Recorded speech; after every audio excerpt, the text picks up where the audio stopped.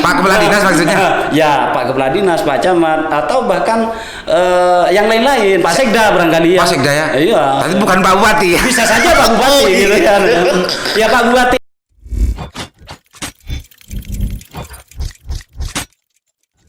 Itu. Pak Dasuki, mungkin sudah banyak yang masyarakat harus mengetahui tentang masalah bagaimana aktivis dulu ya. Sekarang tetap menjadi aktivis, cuma sekarang lebih banyak bagaimana memanfaatkan dirinya terhadap masyarakat gitu ya. Kalau dulu lebih banyak jiwa keaktivisannya itu untuk mengkritik atau bahasa yang lain untuk menjadi pemberontak.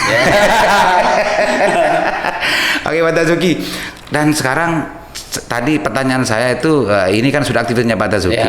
Sekarang melihat perkembangan tata kelola pemerintahan di Kabupaten Bangkalan, kalau dulu di waktu awal-awal Pak Dasuki kan memang semangatnya di situ untuk bagaimana memperbaiki keadaan yang diakibatkan buruknya keadaan diakibat oleh buruknya tata kelola pemerintahan kan dulu gitu kan. Sekarang Pak Dasuki melihat tata kelola pemerintahan khususnya di Bangkalan baik-baik saja apa gimana Pak Dasuki? Saya ingin mengatakan seperti ini, bahwa jika ingin sesuatu yang lebih maka jangan dikelola dengan cara yang biasa. Begitu. Maka butuh orang yang juga luar biasa, bukan yang biasa-biasa saja. Artinya bahwa ya kalau hanya pakai pemimpin yang standar, siapapun kan bisa, kan begitu. Untuk mengelola sebuah wilayah yang sifatnya khusus seperti Bangkalan dan Madura, maka sebetulnya butuh juga pemimpin yang luar biasa, gitu. Nah, untuk menjawab itu, saya kira memang tidak ada perkembangan yang signifikan. Ini bagian teman-teman aktivis para pemberontak sih sesungguhnya. Walaupun saya melihat gerakannya adalah selama ini sangat parsial gitu ya. Tetapi atau memang selama ini tidak ada gerakan? Ya, saya kalau mengatakan tidak, ya enggak juga ada lah. Ada gitu ya. Wong dengan 1-2 orang ada kok yang gitu kan. Satu oratornya, satu kolamnya, satu juga negosiatornya. Ada. Dan itu masih gerakan lah. Saya tidak bisa menyampaikan suara dari manapun gitu. Tetap harus kita berikan apresiasi yang seperti itu. Itu gimana? Ini belum dijawab Pak Dasuki ini. Saya kira memang. Belum. Barusan jawabannya adalah belum ada perkembangan yang signifikan gitu ya. Karena sebetulnya Bangkalan ini membutuhkan pemimpin yang luar biasa kan gitu. Mafhum mukhalafahnya Pak Dasuki. Gitu ya. Jadi enggak. Saya ingin mengatakan begini, kita tidak usah banyak-banyak bahwa PNS itu diukur dari kinerja. Jam berapa dia masuk sebelum kinerja ya, terus tanggung jawabnya apa, terlaksana atau tidak, ada evaluasi atau tidak gitu ya, terus jam pulangnya jam berapa. Maka kita akan bicara sistem absensinya bagaimana gitu kan. Karena apa, ada yang saya serap itu ada pola penyiasatan yang luar biasa, titip-titip absen dan segala macam, bahkan ketika itu digital gitu. Ini contoh kecil, kita bicara tentang tingkat kehadiran. Di mana itu, di Bangkalan apa di mana itu? Ya, yang dengar itu di mana? Iya, di Bangkalan. Di Bangkalan. Saya tidak bicara di kementerian lah. Kalau bicara di kementerian repot. Pak Dasuki sekarang tidak bicara tentang masalah itu di kementerian gitu ya. Tapi di Bangkalan. Iya, di Bangkalan. Terus gimana? Sehingga memang ketika di tingkat ini saja sebetulnya juga tidak beres, kita tidak bisa menuntut kerja mereka maksimal. Jangan-jangan atasannya juga tidak bisa memberikan penugasan yang benar juga terhadap anak buahnya. Jangan-jangan atasannya juga tidak bisa memberikan penugasan. Atasannya tuh Pak Kepala Dinas maksudnya? Ya, Pak Kepala Dinas, Pak Camat, atau bahkan yang lain-lain, Pak Sekda barangkali ya. Pak Sekda ya? Iya. Tapi bukan Pak Bupati ya? Bisa saja Pak Bupati gitu kan. Ya, Pak Bupati ini memang menurut saya ya jangan standar lah. Jangan terlalu jangan terlalu senang hanya dengan kegiatan-kegiatan seremonial. Harus ada terobosan menurut saya ke depan, bagaimana dia bisa melihat kondisi rakyat yang sesungguhnya di tingkat lapangan seperti apa, dan solusinya harusnya dia bisa sodorkan gitu. Pak Dasuki melihat kepemimpinan di Bangkalan sekarang itu lebih banyak kepada hal-hal yang seremonial. Saya melihatnya dalam kacamata saya seperti itu. Jadi subjektivitas Pak Dasuki. Ya, subjektivitas saya. Jadi kalau umpamanya kegiatan Pak Bupati itu lebih banyak dengan Forkompinda itu roadshow sana sini dan menganggap bahwa itu sudah selesai, itu sudah salah berbuat, itu menurut saya salah gitu loh. Oh gitu. Karena ini penting untuk ditegaskan. Kalau hanya roadshow kemana-mana secara seremonial itu justru persoalan selesai, itu salah. Salah. Karena apa? Itu ternyata ya itu permukaan, itu kulit gitu ya. Bahkan Pak Bupati seharusnya tahu gitu ya. Istilah dalam teori sosial apa tuh? Front stack apa? Ya Pak Liman lah yang backstack. Iya. Saya kira itu karena apa? Ya tanggung jawab saya juga. Saya sudah berbuat Pak Liman. Artinya saya ngasih contoh. Dalam artian saya tidak mengambil keuntungan apapun dari ini. Bahkan saya katakan kepada teman-teman gitu ya bahwa saya pegang G25 dan saya tidak menggunakan ini untuk kepentingan politik kontestasi di jalur apapun lah gitu ya. Ansih untuk masyarakat ya, gitu ya. Jadi ketika saya harus ngomong, saya akan mengomong. Maka silakan ada pertanyaan kritis yang lain ditanyakan aja gitu. Karena saya tambah beban. Enggak, maksudku ini kan berangkat dari sebuah pengamatan dan amatan dari Pak Dasuki sebagai sebagai aktivis senior di Bangkalan kan. Karena Pak Dasuki ini juga menjadi pelaku sejarah ketika dulu ada perubahan besar di Kabupaten Bangkalan ini kan gitu kan, punya tanggung jawab juga Pak Dasuki. Jadi sejujur-jujurnya Pak Dasuki mengatakan bahwa di Bangkalan saat ini memerlukan pemimpin yang tidak standar.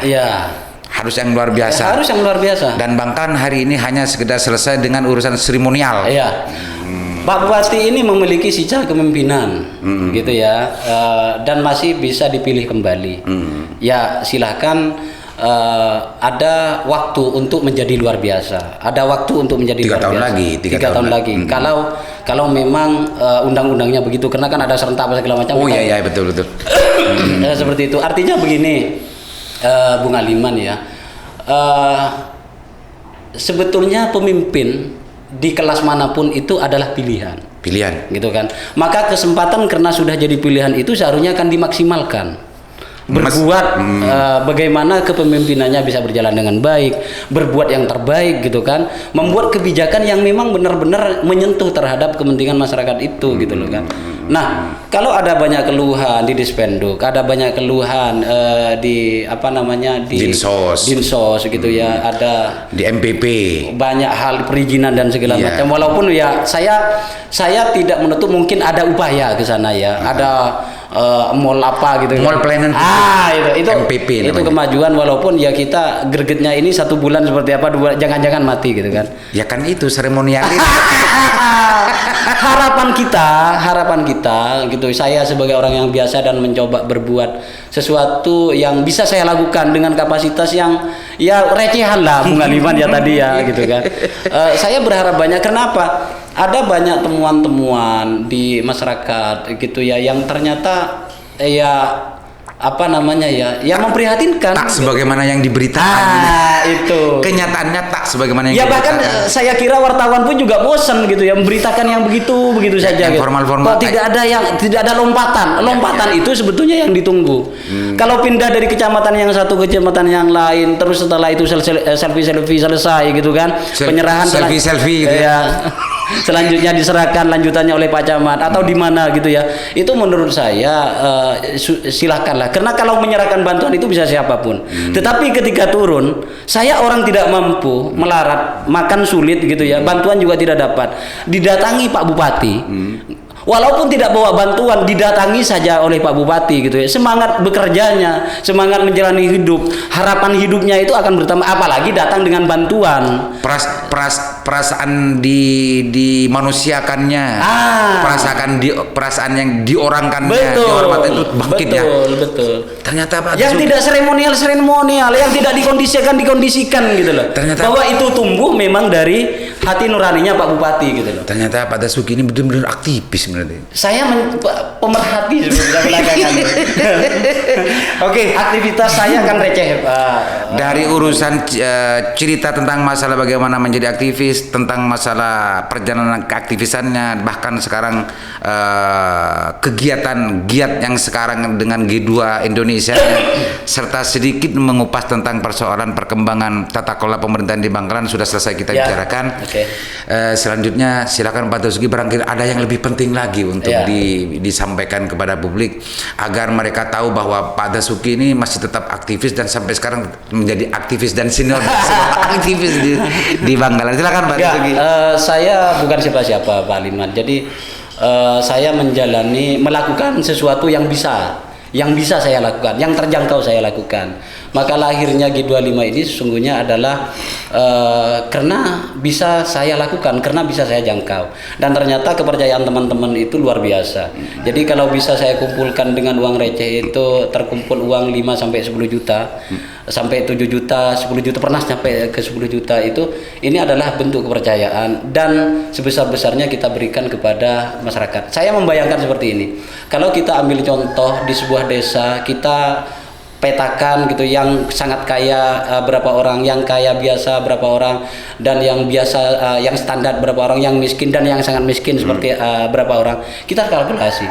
Dan kalau ternyata yang sangat miskin ini pada akhirnya kita bergotong royong, yang sangat kaya ini nyumbang dengan apa, yang kaya biasa ini nyumbang apa, dan yang standar ini nyumbang apa gitu, untuk menyelesaikan persoalan-persoalan katakanlah 5% sampai 10% orang miskin orang yang tidak mampu di sebuah wilayah itu, maka insya Allah persoalan-persoalan kemiskinan bisa teratasi gitu. Ya, itu akan bisa teratasi. Terima kasih banyak Pak Dasuki, luar biasa konsep jariahnya, konsep bagaimana memanfaatkan diri serunas anfa'umulinasnya, luar biasa.